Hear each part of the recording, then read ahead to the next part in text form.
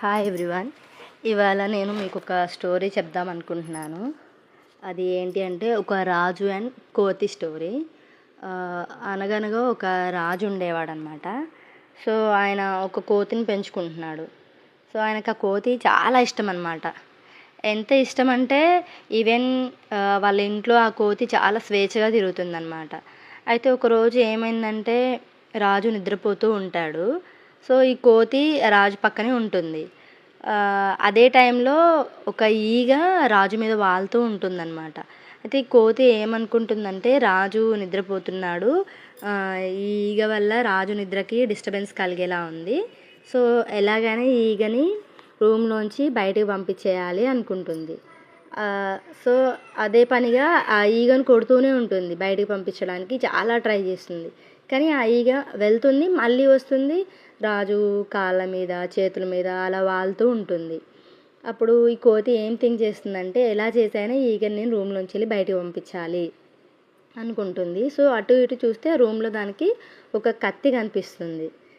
ఏం చేస్తుందంటే ఆ కోతి ఆ కత్తి తీసుకొని వస్తుంది. ఈ ఈగ ఎక్కడ వాలుతుందో ఆ ఈగని చంపేస్తా నేను అని చెప్పేసి ఆ కత్తి తీసుకొని వస్తుంది. అయితే ఈ ఈగ ఏం చేస్తుంది, వచ్చి రాజుగారి ముక్కు మీద వాలుతుంది.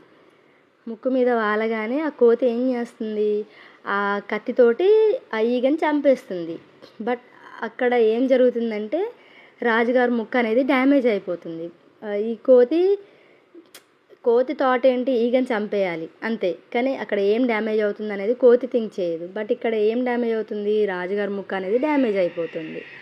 సో దీన్ని బట్టి మీకు ఏం అర్థమైంది, మనం దేన్నైనా డెసిషన్ కానీ ఏదైనా తీసుకునేటప్పుడు మూర్ఖులతోటి చాలా బీ కేర్ఫుల్గా ఉండాలి. లేదంటే ఏమవుతుంది, మనకే డ్యామేజ్ అవుతుంది. సో ఇక్కడ కోతి రాజుకి మంచి చేద్దామనే అనుకుంది. బట్ అదేమైంది, రాజుకి ఎఫెక్ట్ అయింది. సో మనం ఏదైనా డెసిషన్ తీసుకునేటప్పుడు చాలా ఆలోచించి తీసుకోవాలి. మీకు ఇంకా ఇలాంటి స్టోరీస్ కావాలి అనుకుంటే కింద కమెంట్ సెక్షన్లో స్టోరీస్ అని కమెంట్ చేయండి.